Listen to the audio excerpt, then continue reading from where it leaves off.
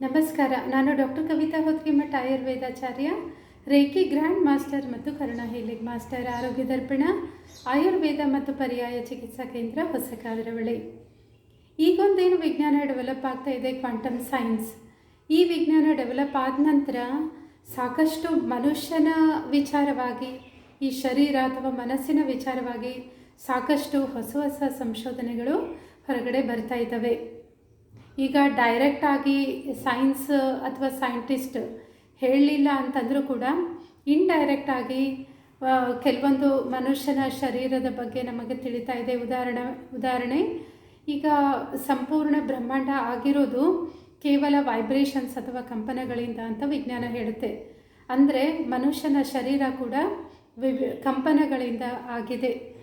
ಈಗ ಹೊರಗಿನ ಪ್ರಪಂಚದಲ್ಲೂ ಅದೇ ಕಂಪನಗಳು, ಮನುಷ್ಯನ ಶರೀರದಲ್ಲೂ ಇರೋದು ಅದೇ. ಈಗ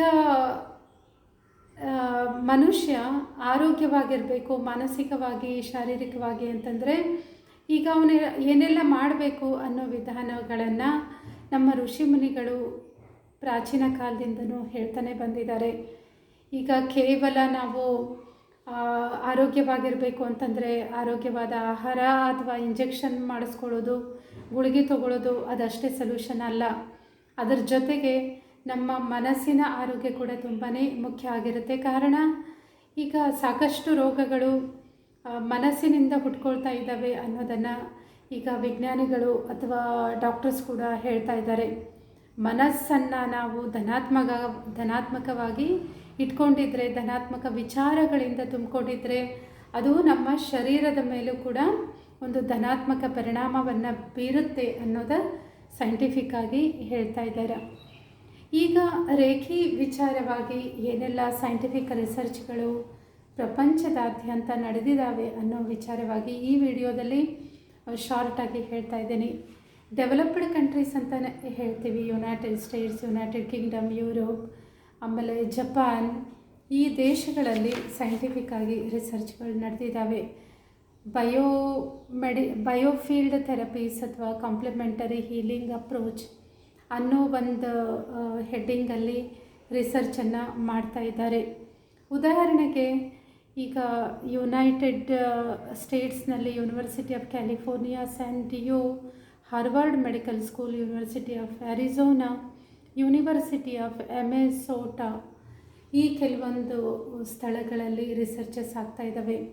ಜೊತೆಗೆ ಹಾಸ್ಪಿಟಲ್ಸ್ಗಳಲ್ಲಿ ಕೂಡ ರೋಗಿಗಳ ಮೇಲೆ ರೇಖೆಯನ್ನು ಪ್ರಯೋಗ ಮಾಡಿ ಅದು ಯಾವ ರೀತಿ ಪರಿಣಾಮ ಆಗ್ತಾ ಇದೆ ಅನ್ನೋದನ್ನು ಸ್ಟಡಿ ಮಾಡ್ತಾ ಇದ್ದಾರೆ. ಈಗ ಸ್ಟ್ರೆಸ್ ಕಂಟ್ರೋಲ್ ಮಾಡಲಿಕ್ಕೆ ಅಥವಾ ಪೇನ್ ಮ್ಯಾನೇಜ್ಮೆಂಟ್ ಆಯಿತು, ಅಥವಾ ಡಿಪ್ರೆಷನ್, ಎಂಗ್ಸೈಟಿ, ಈ ರೀತಿ ಹಾರ್ಮೋನಲ್ ಇಂಬ್ಯಾಲೆನ್ಸ್ ಅದರ ಮೇಲೆ ಯಾವ ರೀತಿ ಪರಿಣಾಮ ಬೀರುತ್ತೆ ಅನ್ನೋದನ್ನು ಪ್ರೂವ್ ಮಾಡಿದ್ದಾರೆ. ಜೊತೆಗೆ ಈಗ ಕೆಲವೊಂದು ಇನ್ಸ್ಟ್ರೂಮೆಂಟ್ಸ್ ಉಪಯೋಗ ಮಾಡಿಕೊಂಡು ಉದಾಹರಣೆ ECG ಅಥವಾ EEG, ಇದರಿಂದ ಬ್ರೈನ್ ಮೇಲೆ ಅಥವಾ ಹಾರ್ಟ್ ಮೇಲೆ ಯಾವ ರೀತಿ ಪರಿಣಾಮ ಆಗ್ತಾಯಿದೆ, ಹಾರ್ಮೋನಲ್ ಟೆಸ್ಟ್ ಮಾಡಿ ರಕ್ತದಲ್ಲಿ ಏನೆಲ್ಲ ಬದಲಾವಣೆಗಳು ಆಗ್ತವೆ ಹೀಲಿಂಗ್ ಆದಮೇಲೆ ಅಥವಾ ರೇಖೆಯನ್ನು ಕೊಟ್ಟ ಮೇಲೆ ಅನ್ನೋದನ್ನು ಕೂಡ ಸೈಂಟಿಫಿಕ್ ಆಗಿ ಪ್ರೂವ್ ಮಾಡಿದ್ದಾರೆ. ಇದರ ಅರ್ಥ ಏನು ಅಂತಂದರೆ ಈಗ ನಾವು ರೇಖಿ ವಿದ್ಯೆಯನ್ನು ಕಲಿತ ಮೇಲೆ ಅಥವಾ ನಾವು ಅದನ್ನು ಹೀಲಿಂಗ್ ಮಾಡ್ಕೊಳ್ಳೋಕ್ಕೆ ಶುರು ಮಾಡಿದ ಮೇಲೆ ನಮ್ಮ ಇಮ್ಯುನಿಟಿ ಸಿಸ್ಟಮ್ ಸರಿಯಾಗಿ ಕೆಲಸ ಮಾಡೋಕ್ಕೆ ಶುರು ಮಾಡುತ್ತೆ.